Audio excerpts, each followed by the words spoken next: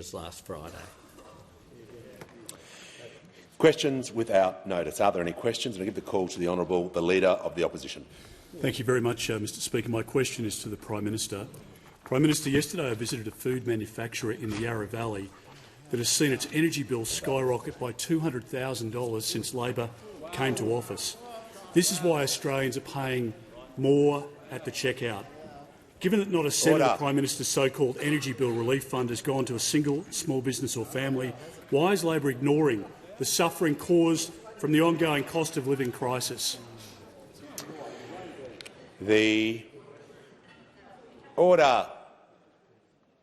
Prime Minister will be heard in silence. He has the call. Thanks, Mr Speaker. It is indeed the one-year anniversary of the member for Hume's decision to hide energy price rises. You acted to hide price rises. We acted to shield families from them. We acted to shield families from them, and you voted against it. You voted against it. You voted against shielding families. You voted against shielding small businesses. And Claire Savage, the chair of the Australian Energy Regulator, said this about the DMO: "It's much lower than where we were fearing. It could have been last September, October. A lot of what we have seen in the price increases today have been driven by unreliable coal plants, so outages and very high fossil fuel prices. So that transition to clean energy is critical to bringing down prices." Mr Speaker, those opposite voted against direct bill relief to those Australians who need it most. They voted against price caps that have already had an impact on price increases. They opposed the safeguard mechanism, their own policy. They took 4 gigawatts out of the grid and only put 1 gigawatt back in. They announced 22 energy policies and didn't land a single one. And the louder they yell, the more embarrassed they are by their own performance. The louder they yell, the more embarrassed they are, Mr Speaker. We on this side of the House gave those opposites an opportunity last December to stand with, not just with the federal Labor government, but with the New South Wales Liberal government and vote for lower Prime Minister will prices. pause. Has the Prime Minister concluded his answer? I give the order. There is far too much noise on my left. The member for Fairfax. I want to hear from the member for Canberra. Thank you, Speaker. My question is to the Minister for Employment and Workplace Relations. What impact have the Albanese Labor government's policies had for women wanting to work full-time? The call to the Minister for Employment, Workplace Relations and the Minister for the Arts. Thanks very much, Mr Speaker, and I thank the member for Canberra for the question and acknowledge the member for Canberra's strong advocacy, wanting to remove the barriers that make it harder for women who want to work full-time to be able to take up that opportunity. Under the Albanese Labor government, more Australian women are now getting into full-time work than ever before.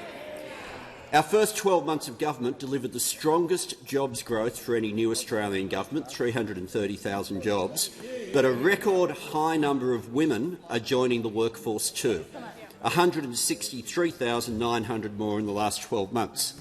If you look at the total figures of this jobs boom over the last 12 months and think that these figures involve 4 different categories: men working full-time, women working full-time, men working part-time, women working part-time. And across that full set, 57% of the new jobs are women working full-time. 57%. Now, you don't get a change like that through some coincidence. You only get a structural shift like that because there are structural shifts happening in the rules for work in Australia. This government created the opportunity which allowed more women who wanted to work full-time to do so when it made those changes. When it delivered stronger gender pay equity laws, it delivered more options for women. We delivered more options for women wanting to work full-time when we backed pay increases, including the 15% pay increase in the aged care sector, a heavily feminised sector.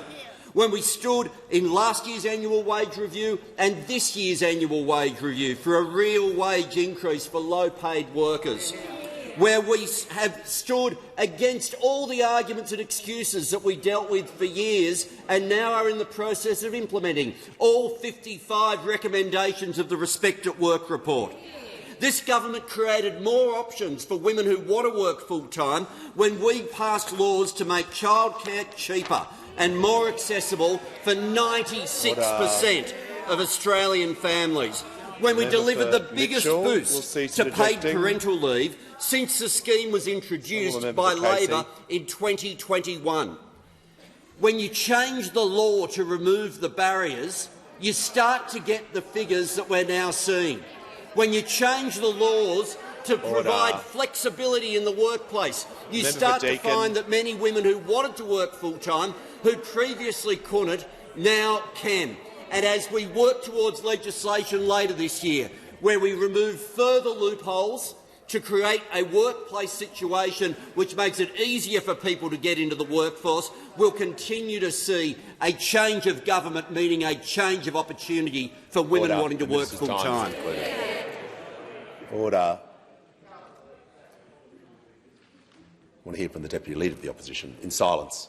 My question is to the Prime Minister. On 97 occasions before the last election, the Prime Minister promised to reduce every Australian's power bill by $275.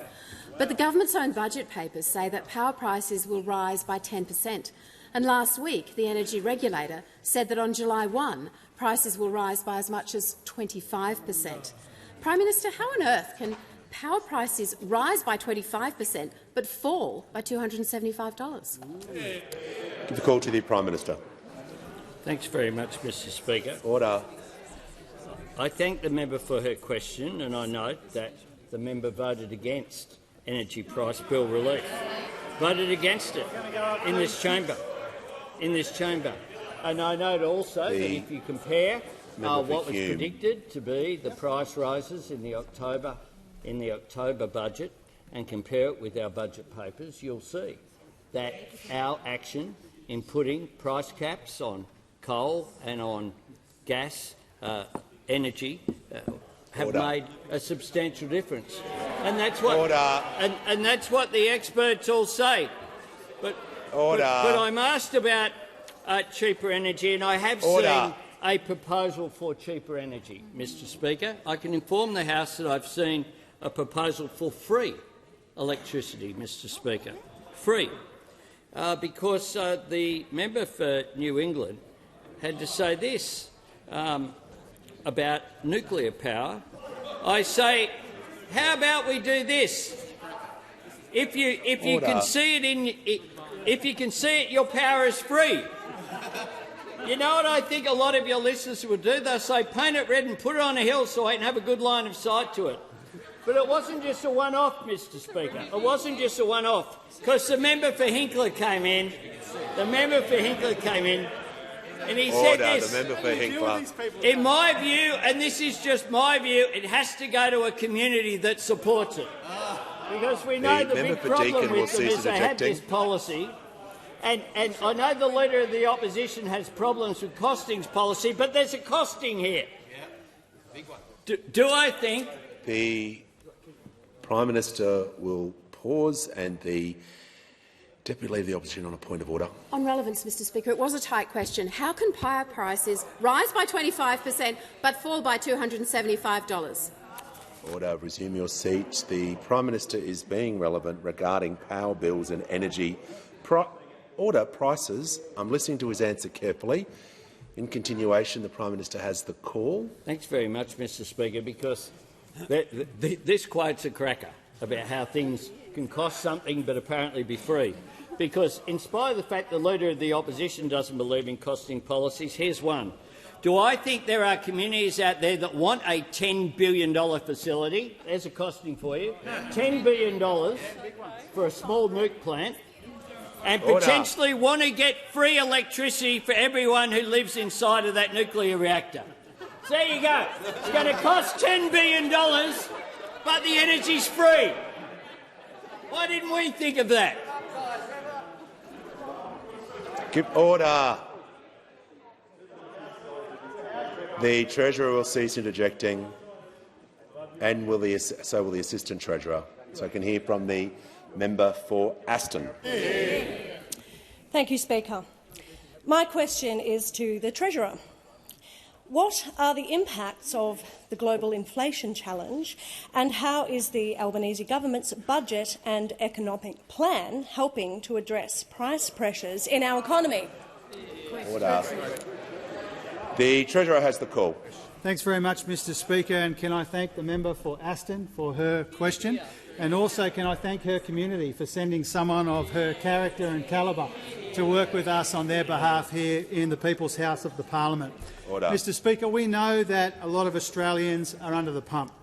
We know that inflation remains the biggest challenge facing our economy, and it's the main focus of the Albanese government's economic plan. That's why we delivered a responsible budget so that the government isn't adding to inflationary pressures in our economy. And that includes returning 87% of revenue upgrades across 2 budgets to the budget bottom line. It's why we showed spending restraint.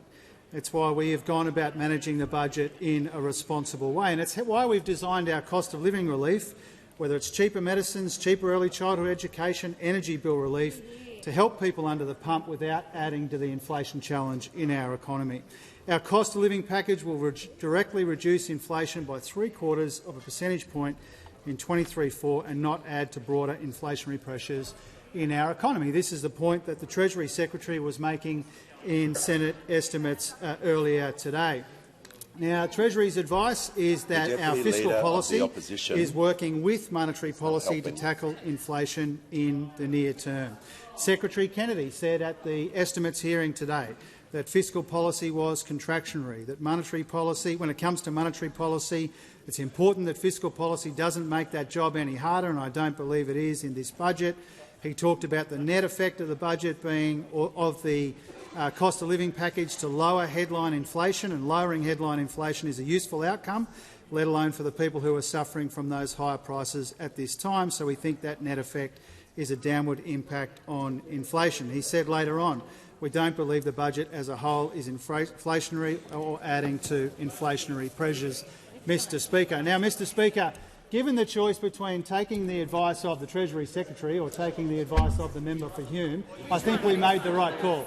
I think we made the right call, Mr Speaker. Now, as this side of the House understands, the primary causes of the inflation challenge are pressure on our supply chains combined with a war in Ukraine. We know that headline inflation peaked in quarterly terms under those opposite, and we know in annual terms it peaked below most major advanced economies, lower than the UK, US, Italy, Germany and Canada.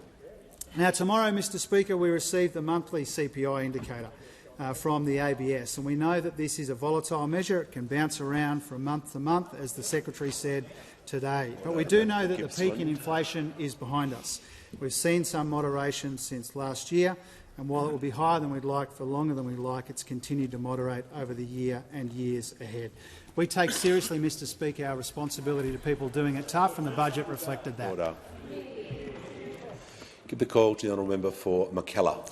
Thank you, Mr Speaker. My question is to the Minister for Home Affairs. Last year, former Victorian Police Commissioner Christine Nixon was commissioned to investigate Australia's migration system. In your own words, that system is currently being used to facilitate some of the worst crimes that can be conducted, such as human trafficking and sex slavery. It was promised that this report would be made public before the last budget. My question is, why hasn't the report been released publicly yet, and when will it be released? Thank you. The Minister for Home Affairs and the Minister for Cybersecurity has the call. Thank you, Speaker. And can I really genuinely thank the member for McKellar for this question. She's right. There are some absolutely terrible things that we inherited in the immigration system, and there is a very large volume of work occurring on this matter at the moment. If I can just give the parliament a little bit of context, we arrived in government a year ago to find the immigration system in an absolute mess. We had 1 million unprocessed visas in the system. We had an explosion of low-wage temporary migration that we saw under the Leader of the Opposition when he was running this portfolio. And as the member points out, we had clear evidence that this system was being used to facilitate terrible crimes that I don't think anyone in this parliament would defend. And the worst of those were instances of human trafficking and sexual exploitation, and this broken migration system was right at the heart of those crimes being committed. right under the nose of the Leader of the Opposition, who sits opposite me. Now, there is an enormous amount of work underway to address these concerns at the moment, so it wasn't just the Nixon review, although I'll speak to that in just a second. We asked Australian Border Force to stand up a new task force to address some of these issues, Operation Inglenook. Operation Inglenook has been enormously successful. They have done somewhere just over 50 major disruptions of incidents where they believe that some of these issues are present in Australia at the moment. They've stopped people at the border, they have cancelled visas, they've dealt with a number of very shoddy migration agents who we know are at the centre of this problem, so there's been some very good practical action. But of course the system itself has facilitated this, and that's why I asked Christine Nixon, who is probably the toughest cop that certainly we've seen in Victoria, to look at this review. I'd like to just acknowledge her work. It's been very much of assistance to the government in thinking about how we're going to address these issues. So the government is actively considering the recommendations of the review at the moment. We will release the review and the government's response to that review shortly. I'm very happy to speak to the member in private before the review is released, and also afterwards to talk to her about some of these very important issues facing our country. Thank you. Give the call to the honourable member for Hasluck. Thank you, Speaker. My question is to the Prime Minister. How is the Albanese government working with the Government of Western Australia to deliver real benefits and a better future for Western Australians? Give the call to the Prime Minister. I thank the member for Hasluck for her question and for the contribution that she's making to the connections between the federal Labor government and the WA government. And today I want to take the opportunity to pay tribute to a great leader of a great state, in my friend Mark McGowan. He has left office as he led, on his own terms, his own person. He steered Western Australia through an unprecedented time. He did that with courage and with leadership. His conviction and strength in shielding WA made him a target for bad faith operators. We know about the Clive Palmer lawsuit that occurred that was backed by the former government of the coalition.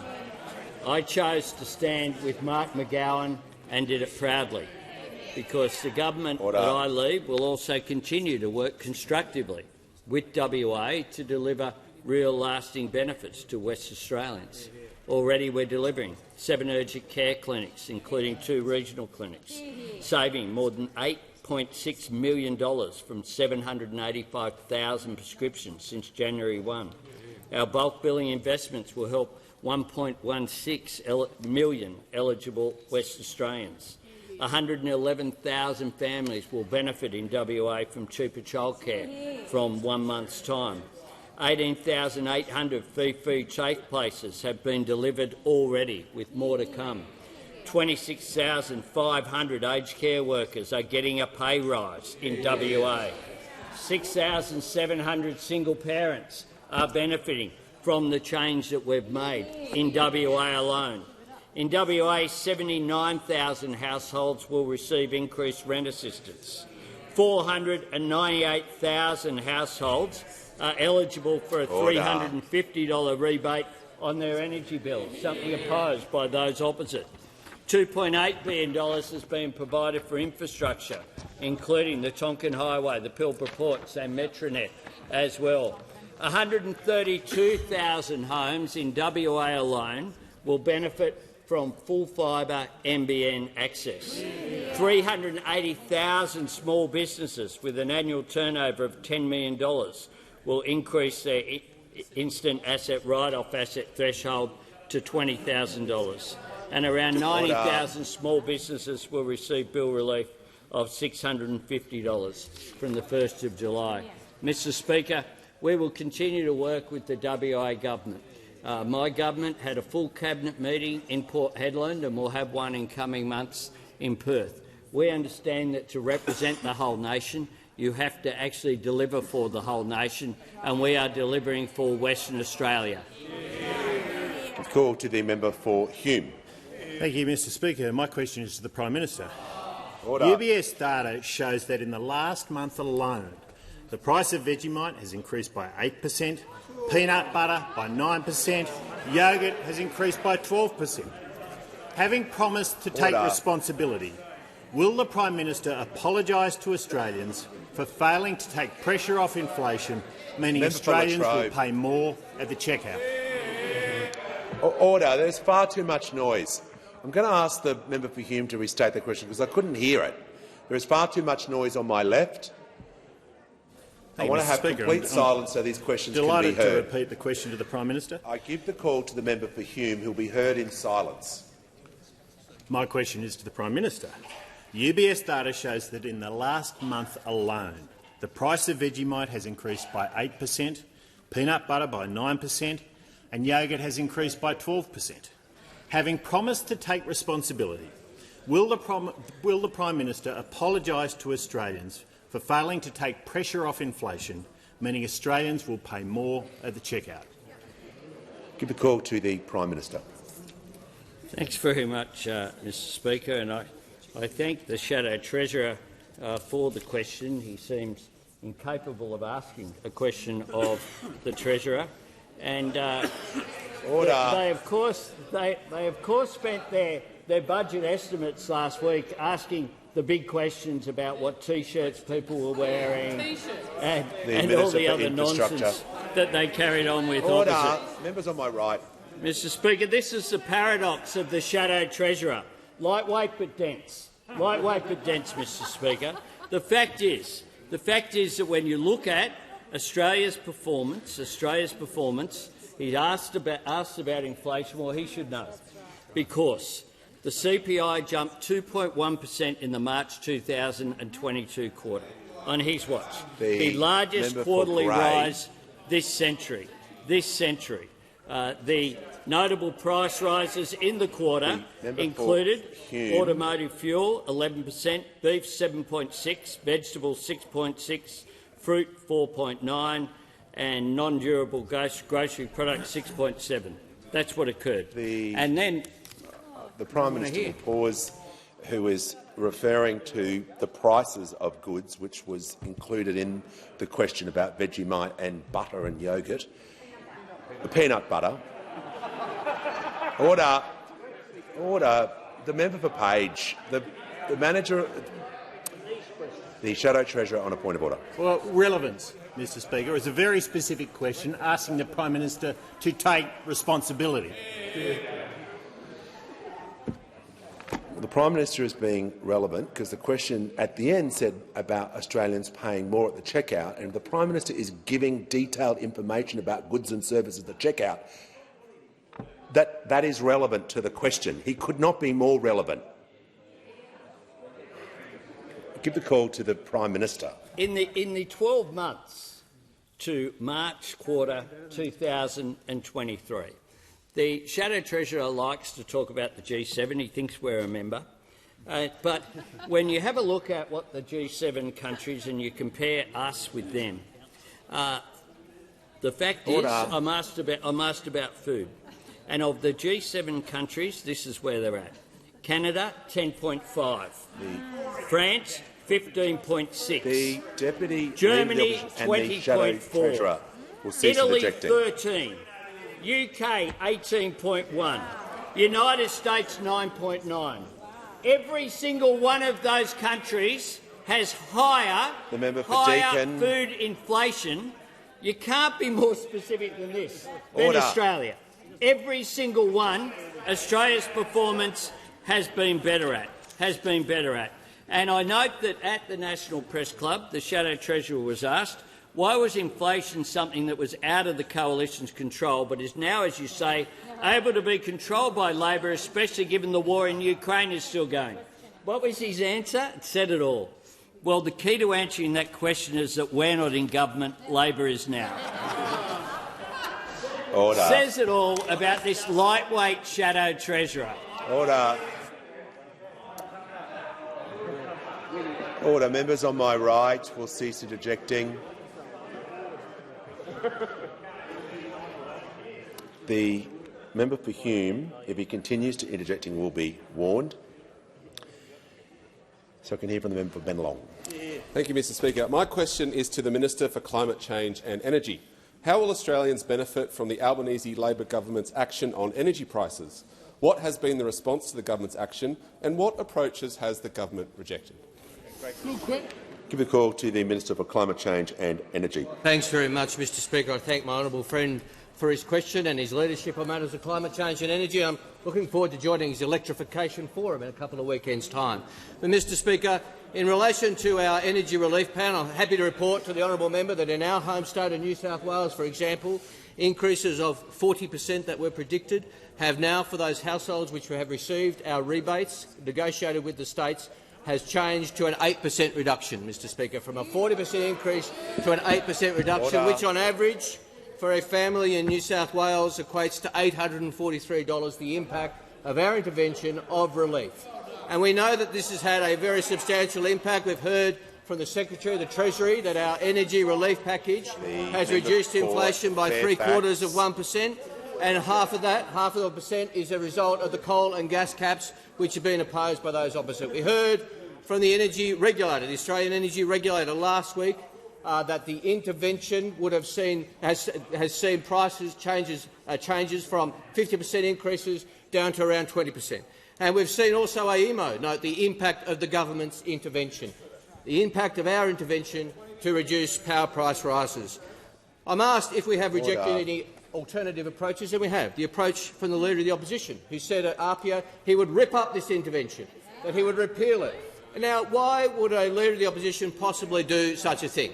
Why would he repeal an intervention which has seen increases of 40% change to a reduction of 8%? Well, I think I might have worked it out. I think the Leader of the Opposition has been receiving poor advice from his shadow minister. His shadow minister was on Sunday agenda, and he was asked about these price rises. At first, he denied them. He denied the impact of our energy price relief, and then he had a different. And then he had a different. Member. Then he had a different alibi. He said, and I quote: Minister will pause for a moment. The member for Fairfax is warned. If he says one more thing during question time, you simply cannot yell while a minister is speaking. And same with the member for Hume, who has the MPI, will not be saying another word for the rest of question time, I'm sure. The minister has the call and will be heard in silence. Mr Speaker, the member for Fairfax went on to say, so there's no evidence here that the intervention itself was the thing that got prices down. No evidence that the intervention itself was the thing that got prices down. This creates a considerable mystery. What was it? Was it the coronation, Mr Speaker? Was it the final episode of Succession, perhaps? No spoilers. Was it Sweden winning the Eurovision Song Contest? Was it the honourable member's videos from Fukushima and Hiroshima promoting nuclear energy? I mean, what was it that could have got energy prices down over the last 6 months, Mr Speaker? What possibly could it have been? What possibly could it have been? Perhaps it was the intervention designed to do just that, which honourable members opposite opposed with every bit of energy they could muster, that they would repeal at the first opportunity. Perhaps it is the rebates and the coal and gas price caps which we imposed on the energy markets, Mr Speaker. Perhaps that's what done it. Perhaps that is what reduced the price rises. Concluded. Thank goodness. Give the call to the member for Gippsland.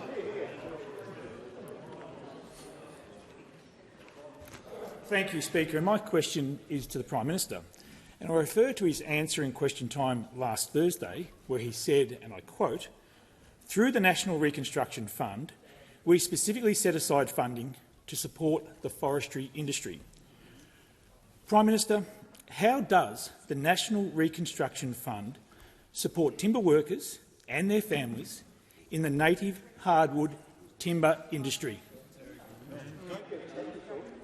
The call to the order.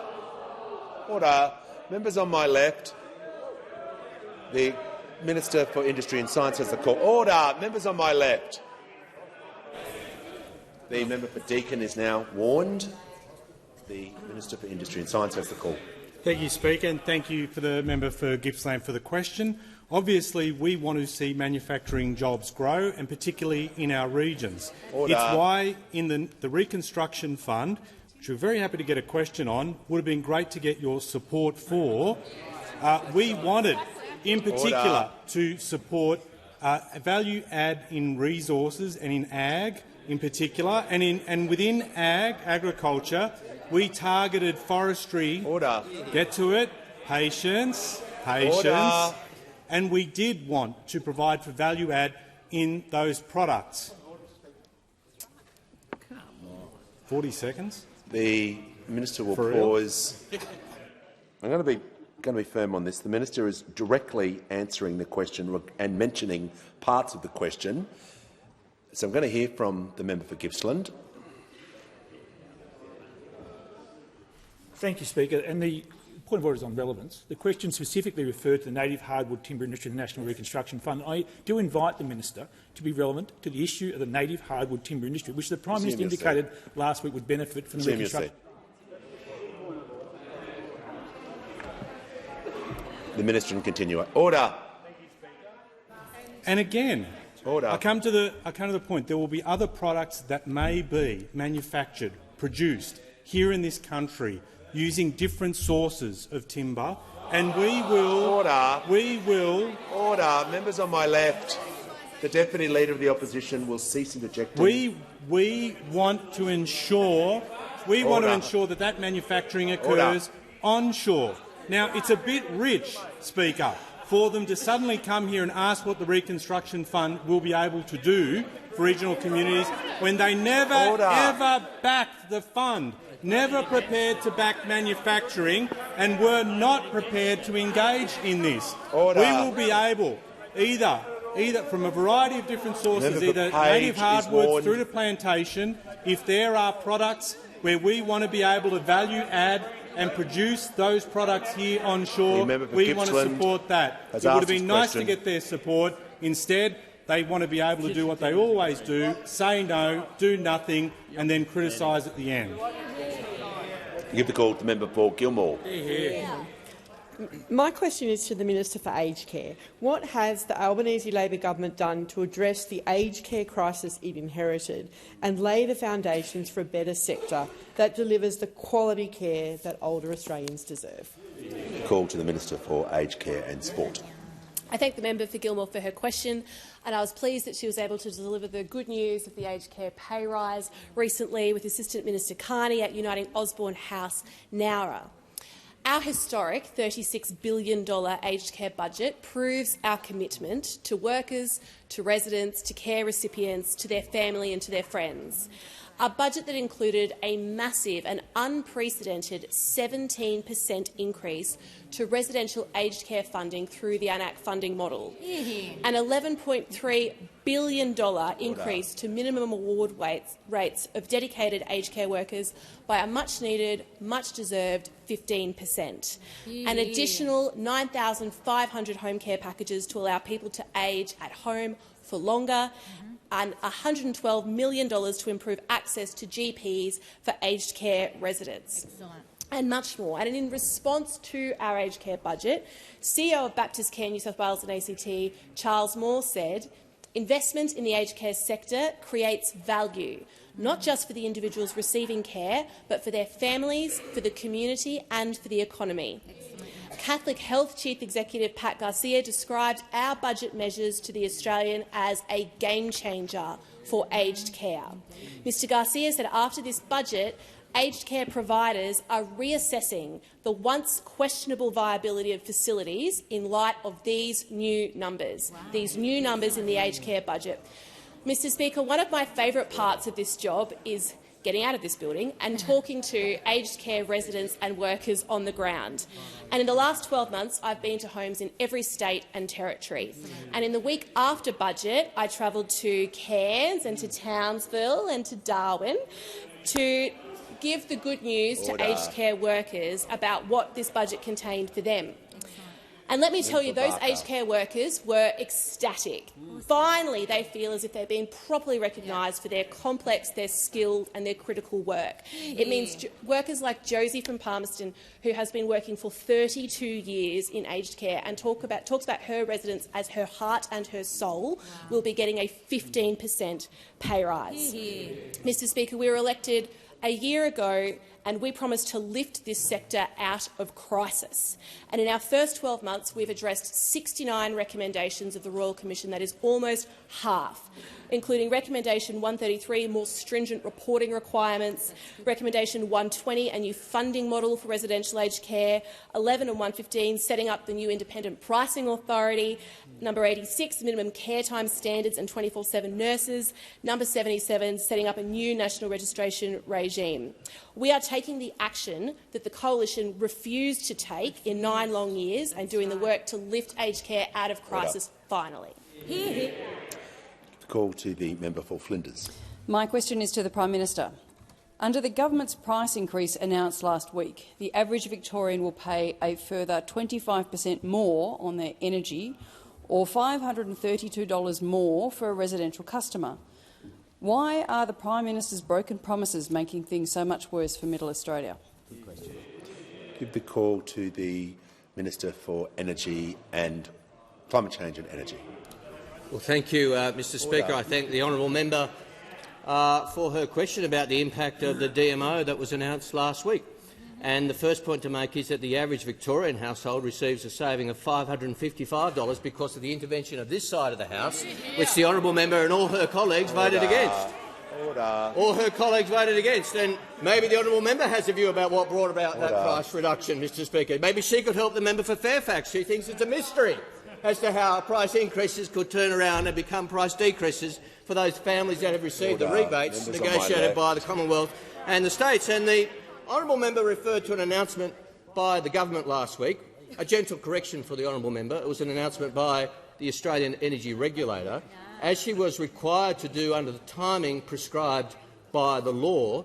And the law says it shall be the 25th of May or the nearest business day thereafter. That wasn't always the law. That wasn't always the law. It used to be an earlier date. It used to be an earlier date, earlier in May, but there was a change last year. That was in a regulation that was promulgated by one of the then Ministers for Energy, Mr Speaker, one of the then Ministers for Energy, who changed the regulation to say it was a very simple regulation, 2 lines. The Minister will not use substitute the first business day after May 25th. Now May 25th comes after May 21st, Mr Speaker, and May 21st was a key date. And the Minister for Energy then did not want the 20% energy price rises to be made public to the Australian people before May 21st, because he knew the Australian people would have a view about that at the ballot box. So if honourable members opposite are going to ask this side of the House about energy prices, they might want to have a little word to the member for Hume and ask him why he changed the law of this country to hide price rises before the last election. Why did he do that? Well, I think the answer is pretty obvious, because he was embarrassed, because he was ashamed. Now he says it wasn't my fault. It wasn't my fault. He signed the regulation. He signed the regulation. There's 2 signatures. There's 2 signatures. Order. The Minister will pause. Order. The Leader of the Opposition. Order. The Leader of the Opposition. Point of order. Thank you very much, Mr Speaker. Well, it's on relevance. Australians are hurting at the moment, and this minister is trying to tell them that their power bills are going down when they know that they are going up and up and up. The Leader of the Opposition has a lot of latitude, but that is an abuse of standing order. I'm just going to bring the minister back to relevance to the question. He's referring to power prices, and I'm just asking him to continue. Thank you.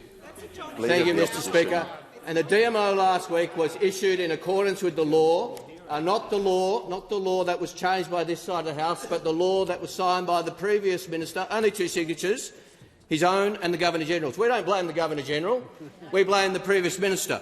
Now, that is the fact, Mr Speaker. They hid price rises. They were not honest with the Australian people. We have been clear with the Australian people that energy prices are under pressure around the world. Governments around the world are intervening, including this government, and we're intervening against the wishes of those opposite.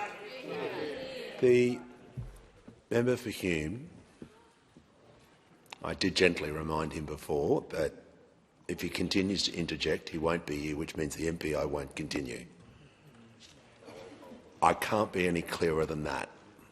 So that means no more interjections for the remainder of question time. Okay. I give the call to the member for Fremantle. Thank you, Speaker. And my question is to the Minister for the Environment and Water. How is the Albanese Labor government... No, the member will resume his seat. When questions are being asked to ministers, I have been through this many times. It is not a time to groan, to give comment. It is to be in silence so I can hear the question. For some reason, when certain ministers are asked, there's always an audible groan. It is not going to continue. Otherwise, I'll take action. So we're just going to start it again so I can hear from the member for Fremantle without commentary of who the question is to. Give the call to the member for Fremantle. Thank you, Mr Speaker. And my question is to the Minister for Environment and Water. How is the Albanese Labor government taking action to deal with the problem of plastic pollution, both in Australia and on the world stage? Give the call to the Minister for the Environment and Water. Thank you, Mr Speaker, and I thank the member for Fremantle for his fantastic question. He is an absolutely committed environmentalist and a very keen recycler, I've noticed as well. So over the weekend, Mr Speaker, I was at the second session of the Intergovernmental Negotiating Committee to develop an international legally binding instrument on plastic pollution, including in the marine environment, and it was terrific to be there with other nations, particularly those sharing our high ambition to end plastic pollution by 2040 globally. Plastic production, of course, is a strong contributor to greenhouse gas pollution. The pollution itself is bad for the environment, and of course it's also bad for human health. And it's a global problem. Pacific nations account for only about 1.3% of plastics use, but there is a floating plastic island of garbage in the Pacific that is about 3 times the size of France as those currents wash the rubbish into the ocean.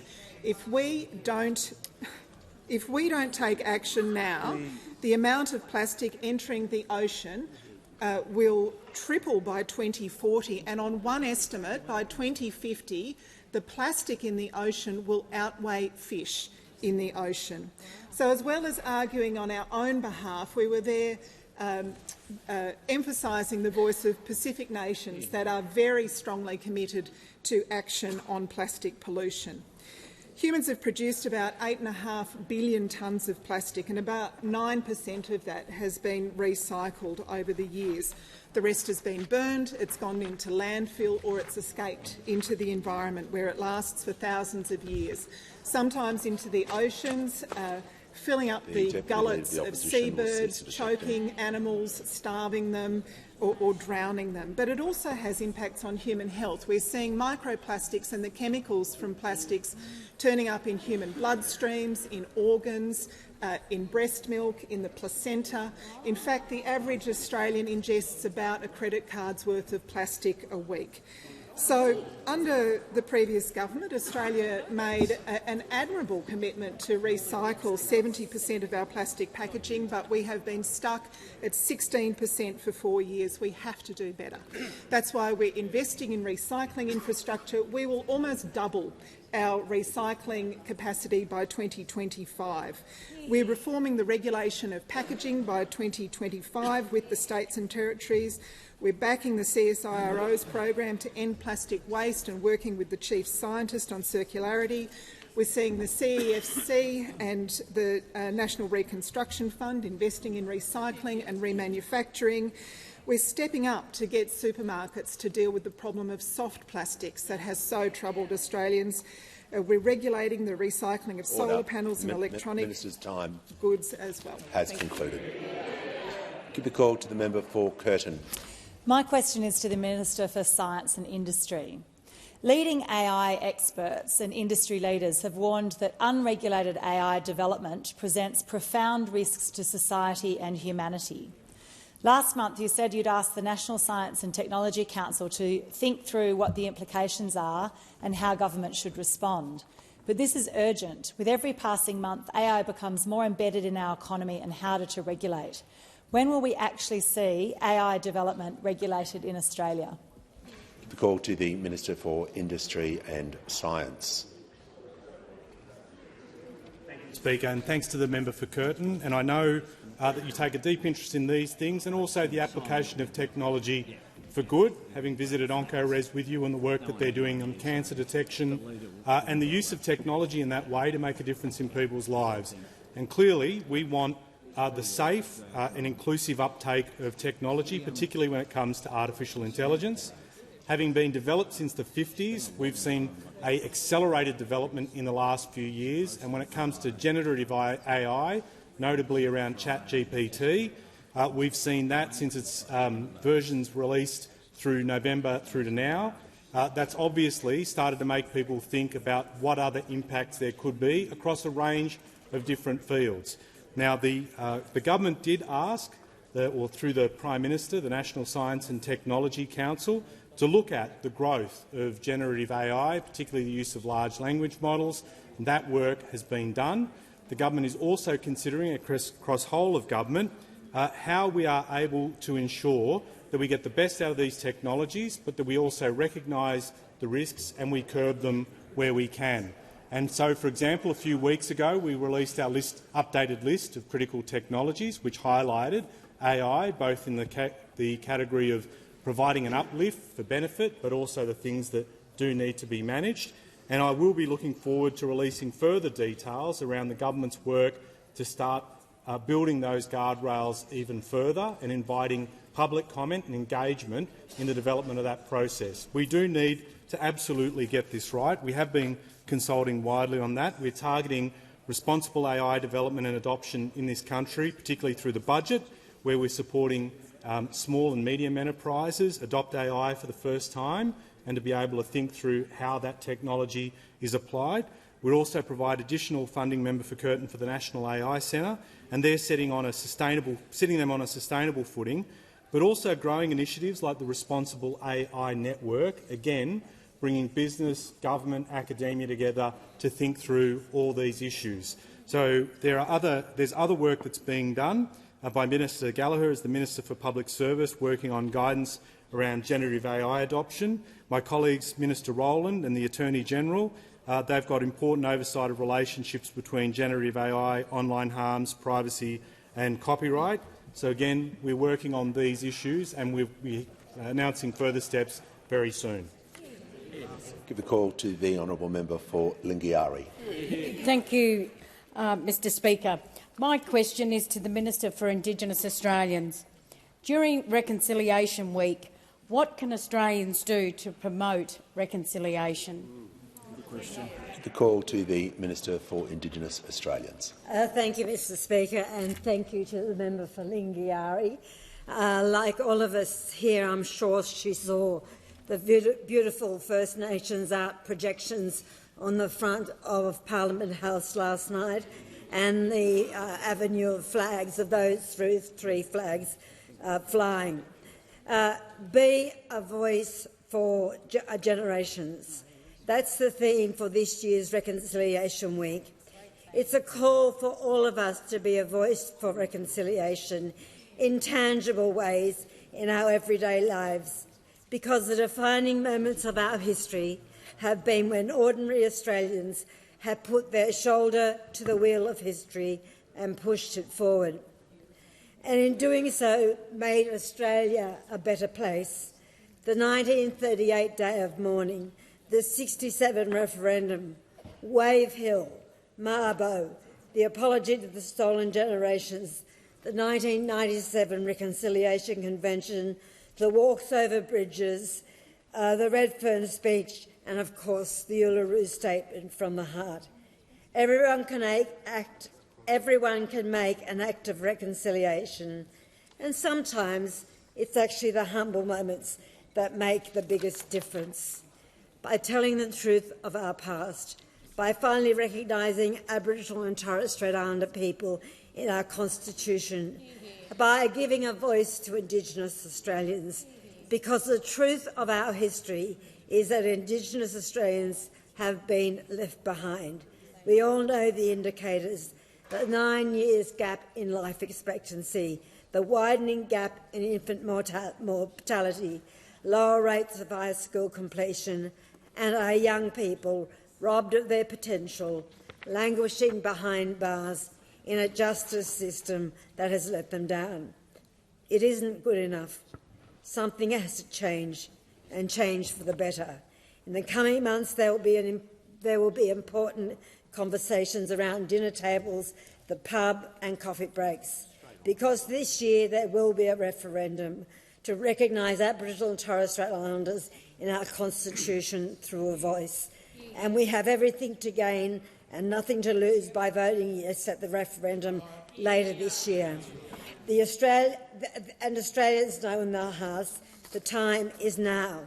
We want a more united Australia, a more reconciled Australia, and there is no better time than Reconciliation Week to start having those conversations, and for all of us to be a voice for generations. Now is the time for all Australians to put their shoulder to the wheel. The call to the Manager of Opposition Business. My question is to the Prime Minister. I refer to his answer last Thursday, where he told the House the National Reconstruction Fund was an example of how his government is supporting timber workers. Given his government did a deal to specifically exclude the native hardwood timber industry from accessing the fund, did the Prime Minister mislead Parliament? Order. Give the call to the Prime Minister. Thank you very much, Mr Speaker. I'm pleased to get that question. They voted against the National Reconstruction Fund. They voted against it. And in that, the member's question he just asked, are we supporting timber workers? You bet we are. Absolutely. You bet we are. Order. And that's why we have, as part of the National Reconstruction Fund, $500 million for value-adding in agriculture, forestry, fisheries, food and fibre. That's why we have that. That's why we have that. Order. Now, the Victorian government have made a decision. They have made a decision to end native forest logging, and that is a decision for them. Order. What we are doing is making sure that we provide an avenue for increased investment in forestry through the National Reconstruction Fund. Gippsland that is very important because the member may be unaware, but around 90% of our forest products now come from plantations timber. We want to see more plantation forests and we want to see more jobs. We're investing $300 million to grow plantations, modernise our timber manufacturing infrastructure. Prime Minister will order. The member for Gippsland is now officially warned. Will not interject anymore. The Manager of Opposition is on a point of order. Point of order is on relevance. The question was very specific about the native hardwood timber industry. Is it supported under the National Reconstruction Fund? That was the question. The question was about the National Reconstruction Fund supporting timber workers. The Prime Minister is talking about the issue and also the National Reconstruction Fund. So I'll listen carefully to his answer to make sure he's being relevant, but at this stage he is in order. He has the call to continue for the remaining time. And apparently, according to those opposite, there aren't any timber workers in the sustainable forestry industry. That'd be news to the suppliers of Visy. That'd be the news to the workers of Tumbarumba. That'd be news to all those who work in the industry. Now, we on this side of the chamber brought forward a fund of $15 billion. Those opposite, of course, voted against it, like they vote against everything. They don't like being called the no-alition, so I won't do that. But the fact is that they vote no to everything, Mr Speaker, including the National Reconstruction Fund. Call to the honourable member for order. The Deputy Leader of the Opposition is now officially warned. It applies to both sides of the chamber when questions are being asked that be heard in silence without interruptions or interjections. I want to hear from the member for Lyons in silence. Give him the call. Thank you, Speaker. My question is to the Minister for Skills and Training. How is the Albanese government working to give Australians the skills and training they need for secure and rewarding employment, and particularly in rural and regional Australia? And what's the response been to the government's policies? Call to the Minister for Industry The Minister for Skills and Training.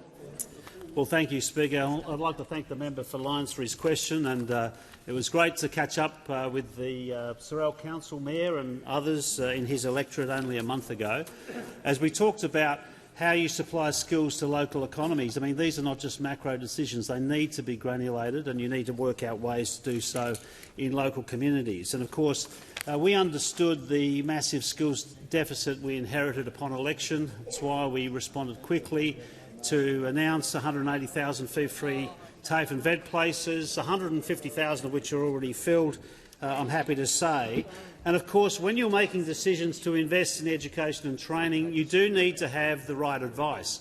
And by creating Jobs and Skills Australia and accompanying Jobs and Skills Australia with 10 tripartite Jobs and Skills councils, you actually get real economy insight into what is needed now and into the future. And for that reason, that creation of JSA and councils really does provide the advice that government needs, that industry needs, to invest in education in areas of existing and future demand.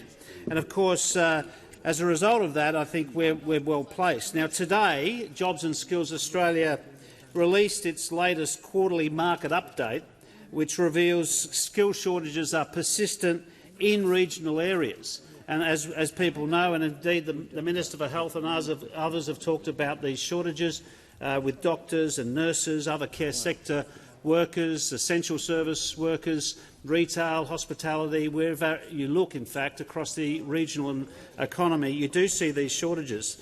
And therefore, it's absolutely critical that higher education and the vet sector supply skills to the labour market, and does so in areas like regions and rural communities.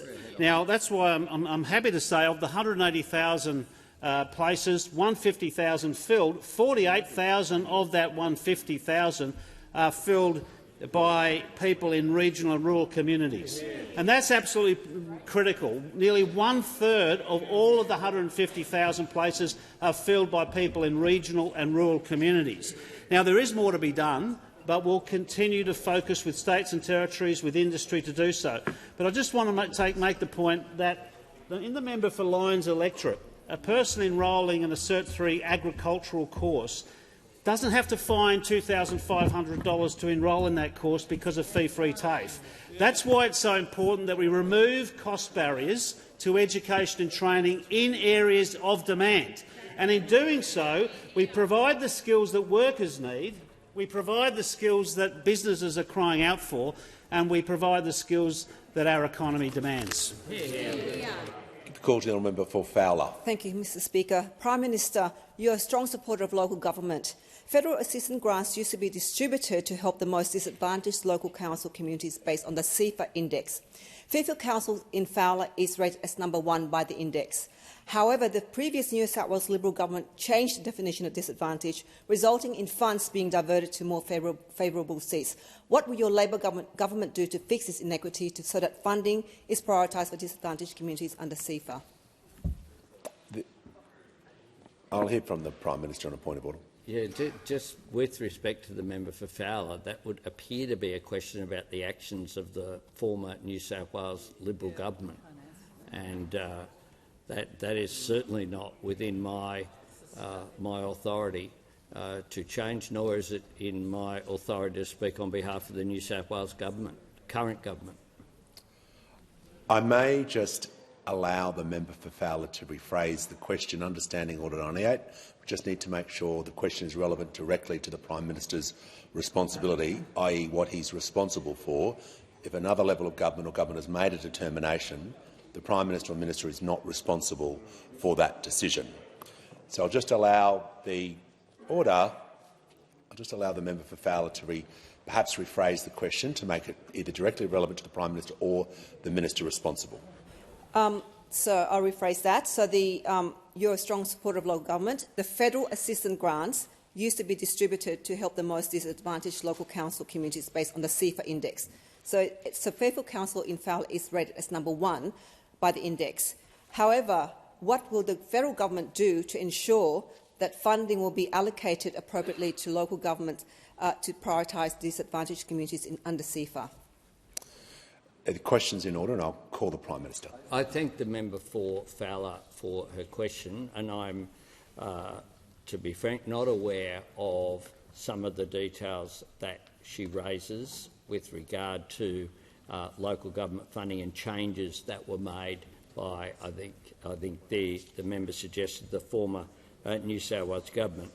But the member for Fowler is absolutely correct to say that I'm a supporter of local government, and that's why just in the coming month there will be a re-meeting of the Australian Council of Local Government where every single mayor and shire president will be meeting with the federal government, including all of my ministers, to make sure that you get that direct engagement involved. I'm a firm believer as well in needs-based funding for local government, and the Commonwealth Grants Commission make assessments based upon equity issues. And I'm also very conscious that an area such as Liverpool Council is a disadvantaged area and therefore should receive more support than some other areas that are in a stronger position to raise revenues themselves in their local communities due to the factors that the Commonwealth Grants Commission at arm's length determines for the funding arrangements. I'm also aware that, in my view, and this is something I've put for a long period of time, funding for local community infrastructure is best delivered through local government. It is local councils that know what the priorities of their local communities are, and they also have, of course, accountability mechanisms, including auditing and including proper processes to make sure that you don't have funding from government which advantage one private sector operator over another. You've seen that that can create real problems with integrity issues, and we saw that with colour-coded spreadsheets under the former government. What I believe is that in terms of those fundings being through local government are very important. This side of the House will always speak up for stronger relations with local government. And can I say this? I met with the local government minister just this morning, talking about her local community around Narooma, but also talking in general about the Australian Council of Local Government and how will it function, and I look forward to participating in that process as Prime Minister. Give the call to the honourable member for Bean. Speaker, my question is to the Attorney-General. What money laundering and terrorism financing risks does Australia face, and how are these risks made worse by the mess left by the former government? Order. Give the call to the Attorney-General. Thank you, Mr Speaker, and I do thank the member for Bean for his question. When we came to government over a year ago, we had significant work to do to clean up the mess left by those opposite. And one of those messes, which has extremely serious consequences for Australia's national security, for the criminal justice system and for the stability of our financial system, is the failure to progress money laundering reform. Despite knowing for years that reform to Australia's anti-money laundering and counter-terrorism financing regime was needed to respond to the changing threat environment and evolving international standards, the former government failed to lift a finger to undertake this necessary reform. And what this means is that Australia's financial system has been left vulnerable to criminal exploitation and it has weakened the overall integrity of Australia's anti-money laundering and counter-terrorism financing regime. Money laundering funds transnational and serious organised crime. Money laundering funds child exploitation, and money laundering funds terrorism. The failure to act to toughen Australia's laws by the opposition when they are in government has had the most serious of consequences. It's estimated that serious and organised crime costs the Australian community up to $60 billion each financial year.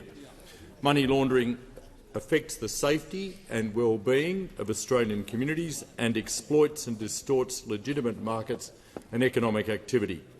As the rest of the international community has strengthened their regulation of these sectors, Australia has fallen further behind. Since 2015, Australia has failed to comply with 16 out of 40 Financial Action Task Force standards, which include extending the anti-money laundering and counter-terrorism financing regime to Tranche 2 entities.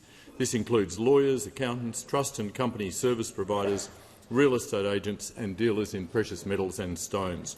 And as a result, Australia now risks being grey-listed by the Financial Action Task Force, which could result in significant harm to our economy and threaten our links with international finance. But we are acting to fix this. Last month, the Albanese government commenced formal consultation on important and overdue reforms to Australia's anti-money laundering and counter-terrorism financing regime. The Albanese government is committed to protecting the integrity of this regime and the Australian financial system and ensuring we are meeting international standards. Unlike the former government, we won't tolerate exploitation of the Australian financial system by criminals and terrorists. Call to the member for Gippsland. Thank you, Speaker. My question is to the Prime Minister, and I refer to the Prime Minister's previous answer, where he continues to mislead native hardwood timber workers and their families and suggests they will share in the National Reconstruction Fund. Prime Minister, that's not true, is it? Order. Give the call to the Prime Minister. I thank the member for his question. And I think I say to the member, this is directly what I said. You don't get to verbal someone through a question. Here is the House of Representatives. Here is the House of Representatives Hansard from last Thursday. This is what I said. That's why we, the Commonwealth Government, are investing $300 million to grow plantations, modernise our timber manufacturing infrastructure and build the skills of our forestry workforce. Tick. Order. I note that through the National Reconstruction Fund, we specifically set aside funding to support the forestry industry. Tick. But the member for Gippsland voted against it, and everyone here voted against it as well. Tick. Tick. That is what I said last Thursday, and the member came to this dispatch box and pretended that I said something else. That is the Hansard from last Thursday. I stand by those comments, and I stand by the National Reconstruction Fund. I stand by the $15 billion for manufacturing. I stand by the $3 billion for renewables and low emissions technologies. I stand by the $1.5 billion for medical manufacturing. Prime Minister will pause. I stand by the $1 billion for value-adding in resources. The member for Gippsland on a point of order. Thank you, Speaker. And the point of order is on relevance. I did invite the Prime Minister to address his comments towards the native hardwood timber industry. He doesn't seem to understand. Resume your seat. Resume your seat. No, that is an abuse of standing orders. The Prime Minister, you asked a question about the Prime Minister's comments in the Parliament. He referred directly to those and quoted his own words regarding the question. He cannot be more relevant if you're asking a question about his words and he says, "This is what I said," and quotes it to the Parliament. Obviously, that's being relevant to the question. The question was about the National Reconstruction Fund. He's moving to that part of the question now. He's, of course, being relevant. So no more points of order about relevance. Give the Prime Minister the call. Thanks, Mr Speaker. I stand by the fact that we're providing $1 billion for critical technologies. I stand by the fact that $1 billion will be provided for advanced manufacturing and $500 million for value-adding in agriculture, forestry, fisheries, food and fibre. I stand by all of that. And I stand by my comment that they voted against every one of those funds. That's right. Every one of those funds. And unfortunately for the member for Gippsland, who I have respect for, he's been here a long time, that there's this thing called Hansard, and it records what you say. So if you're going to come to the dispatch box and make an allegation that there's been some misleading of Parliament, which he did in a question. You don't get to put your own words into my mouth. What you get to do is to ask a question and I get to answer it. I get to answer it, and I answered it very clearly.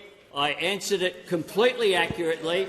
And if the member doesn't understand that there's a link for all the workers throughout the timber industry, then I can't help him. He's beyond help, Mr Speaker. But the fact is they came here. This is their gotcha moment. This is their big gotcha. And the fact is they once again have failed. And if you think there's some misleading in terms of Parliament, there are appropriate methods for the member to operate.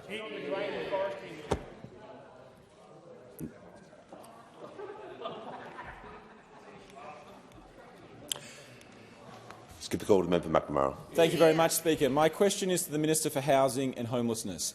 How is the Albanese Labor government delivering on its ambitious housing commitments, and what obstacles may block further progress? Give the call to the Minister for Housing, the Minister for Homelessness and the Minister for Small Business. Thank you, Mr Speaker, and I do want to thank the member for McNamara for that question. I know that the member for McNamara wants more social and affordable rental homes in his electorate. Indeed, he has a large number of renters in his electorate, and he's been working hard to deliver more homes for the people that need it most in his electorate. We do know that too many Australians are finding it difficult to find a safe, affordable place to call home. But, Mr Speaker, over the last 12 months, our government, the Albanese Labor government, has helped more than 50,000 Australians into home ownership. This includes more than 6,000 through our regional first home buyer guarantee that we brought forward, Mr Speaker. And, of course, we're making changes in July to expand the criteria for this. Members on my left, Member Deakin's on a warning. If he says one more thing, he'll leave straight away. Continually interjecting on this minister, and it has got to stop. Now. Thank you, Mr Speaker. And we're making changes on the 1st of July to expand the program so that more Australians are eligible. Of course, we unlocked immediately the $575 million to build more social and affordable rental homes. And indeed, we have homes under construction today because we made that decision. In our first budget, the National Housing Accord, which includes funding for another 10,000 affordable rentals to be matched by the states and territories with another 10,000 affordable rentals. In the most recent budget, of course, we committed an additional $2 billion in financing for more social and affordable homes and changes to the build-to-rent to get more homes on the ground more quickly, Mr Speaker. We, of course, made changes to increase the largest increase in the Commonwealth rental assistance in more than 30 years, Mr Speaker. We're also delivering more than $1.6 billion in a one-year extension for the Housing and Homelessness Agreement, and we've also begun work on our National Housing and Homelessness Plan and our Help to Buy equity scheme. We've been making progress, Mr Speaker, but critical to our housing agenda is, of course, the Housing Australia Future Fund, Mr Speaker, a plan for tens of thousands, 30,000 in the first 5 years of the fund for social and affordable rental homes. And, Mr Speaker, we have had some issues in terms of the Senate and some of those opposite that opposed it in this House. We did get one member to cross the floor, but I've got an interesting letter, Mr Speaker, that I'd like to read to the House from the member for Dawson. The member for Dawson says, I understand that housing is a priority of the government's agenda, and I'd like to discuss how the $10 billion Housing Australia Future Fund will provide specialist response to veterans at risk of homelessness, women and children escaping family violence and Indigenous housing in regional Australia. I'm very happy to have the conversation with the member for Dawson, and I'd say to the member for Dawson that the senators in his party should support it in the Senate. It's all very well to say that you want to access the fund, Mr Speaker, but you actually have to vote for it, Mr Speaker. I also understand there's been a bit of a meeting by some of the others on the other side. The members for Sturt, Menzies and Hughes apparently had a meeting. And I thought, oh, maybe they're actually interested in the Housing Australia Future Fund, Mr Speaker. Perhaps they actually want to get more homes on the ground more quickly. But no, it wasn't to be, Mr Speaker. The has concluded. The call to the honourable member for Gippsland.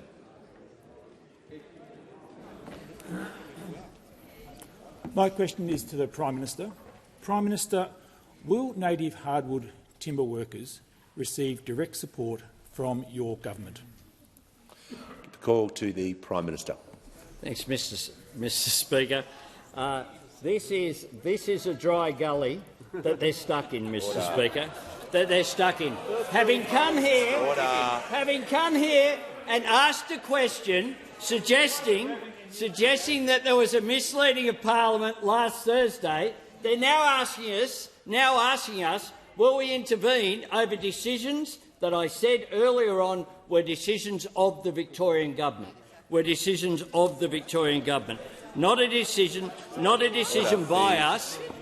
Prime Minister is 30 seconds into his answer. He can pause for a moment so I can hear from the Leader of the Opposition on a point of order. Thank you very much, Mr. Speaker. This was a very tight question, given your recent and previous rulings. There's no wriggle room or the ability for the Prime Minister to have this confected outrage. He needs to answer the question specifically, because it goes to his conduct in this chamber. Order. I'll hear from the Leader of the House. Order. I'll hear from the Leader of the House. To the point of order, I'm not sure how it goes to what the Leader of the Opposition just said, because that wasn't in the question. But what was in the question was a question about how money will be expended and how the National Reconstruction Fund money will be used. That's where it went. Order. The question was about support for timber workers receiving support from your government. Prime Minister is 30 seconds in. I'm going to listen to him carefully. Thank you, Mr. Speaker. And I'll make sure he is relevant to the question.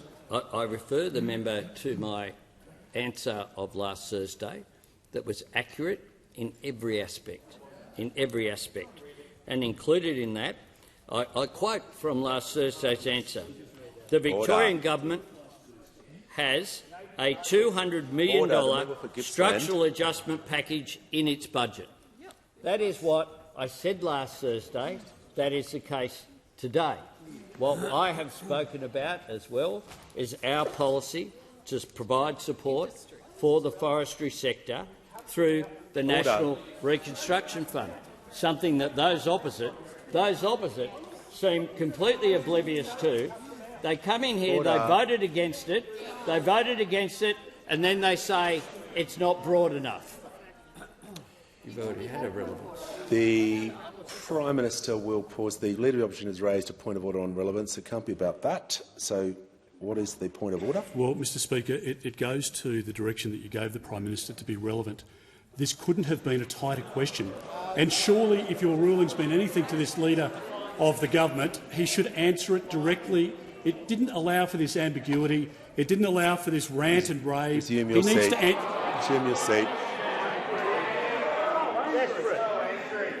Order.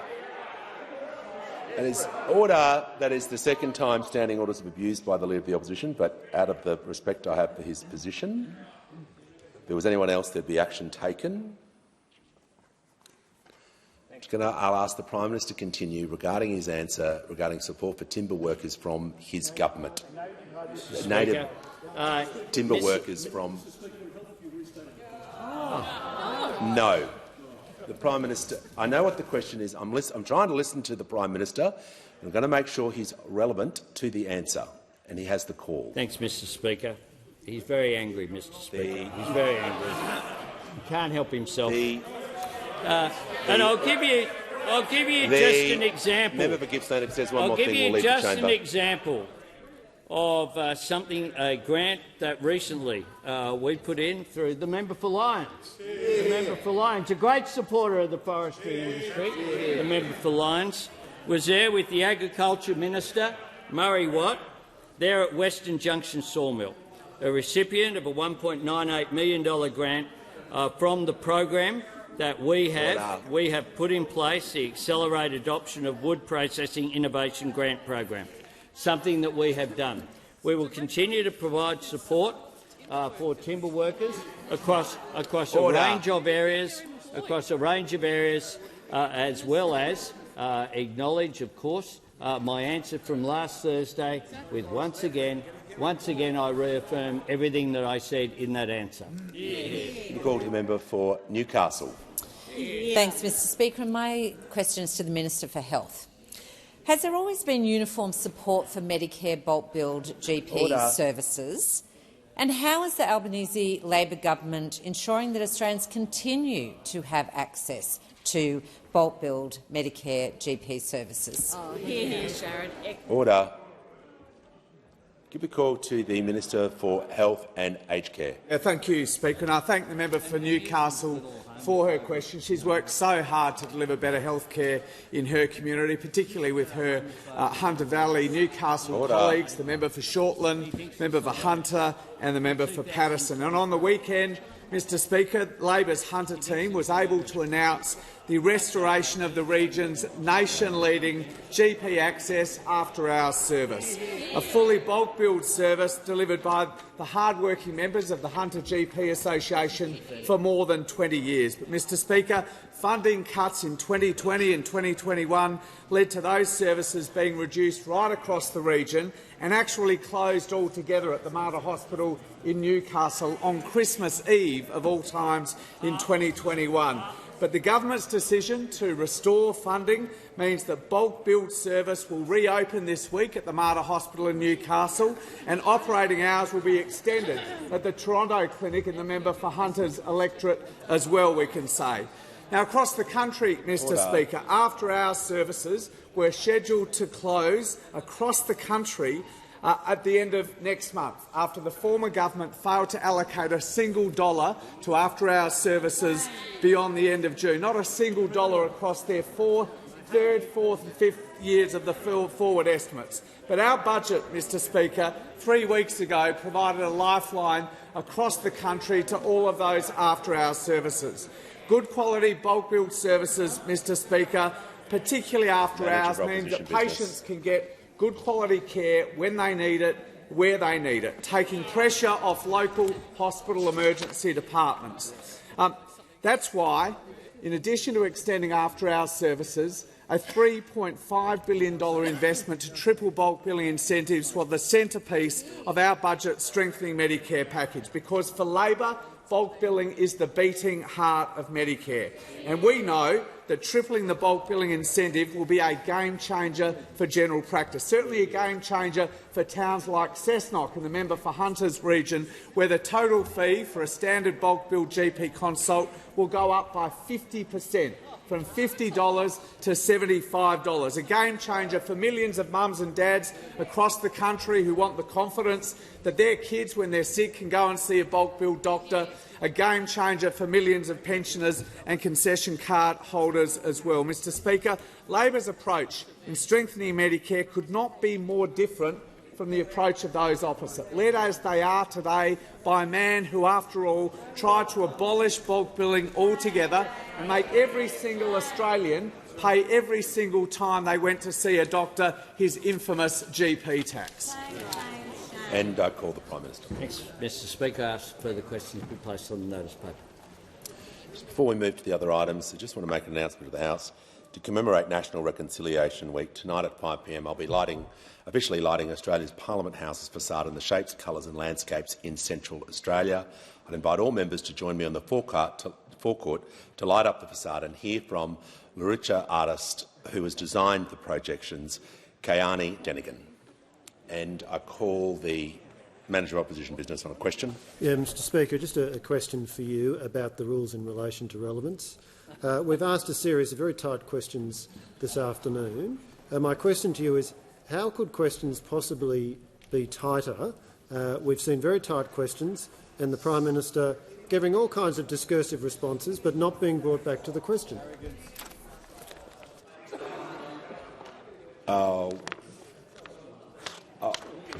a point of order. I'll call the Leader of the House on a point of order. Under practice, questions to the Speaker at the end of question time are not meant to be relitigating individual rulings. They're meant to be on administration matters only. Order. I will take the question and get back to the Manager of Opposition Business. The member for Hinkler and the member for Fraser has indicated that they are seeking the call. I'll hear from the member for Hinkler on a personal explanation. I seek leave to make a personal explanation. Do you claim to be misrepresented? Most egregiously, Mr Speaker. Today in question time, the Prime Minister claimed that I had said Do I think there are communities out there that want a $10 billion facility and potentially want to get free electricity for everyone who lives inside of that nuclear reactor? Hansard, in my contribution to the legislation amendment Naval Nuclear Propulsion Bill, records my quotes as this: in my view, and this is just my view, it has to go to a community that supports it.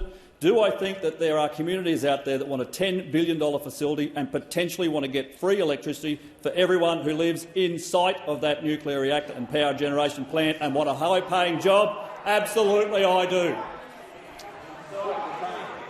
Order. The member for Fraser has order. The member for Riverina.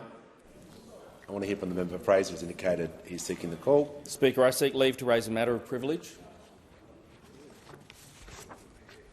Yes, you may continue.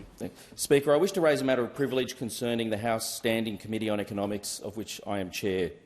2 articles published in the Australian Financial Review on 24th and 26th of May contained information from a private briefing that the committee had received from the Governor of the Reserve Bank of Australia, Mr Philip Lowe, on the 24th of May. Both articles were clearly the result of the unauthorised disclosure of information from this private briefing. I present copies of these articles by Mr Phil Curry of the Australian Review to the House. This breach of confidence is a matter of grave concern to me as chair of the committee. Committee members will be aware that, under the Standing Orders and the Parliamentary Privileges Act, the unauthorised disclosure of committee documents and any proceedings is prohibited. Such unauthorised disclosure may amount to contempt of the House where the disclosure causes, or is likely to cause, substantial interference with the work of the House or the committee system. In accordance with the established practice, the committee will investigate this apparent breach in the first instance, and I will report back to the House. I thank the member for informing the House. On behalf of the committee, I look forward to the House being informed about anything further relating to this matter. I present the Auditor-General's Performance Audit Report No. 27 of 2023, entitled National Indigenous Australians Agency's Management of Provider Fraud and Non-Compliance, National Indigenous Australians Agency. I've received a letter from the honourable member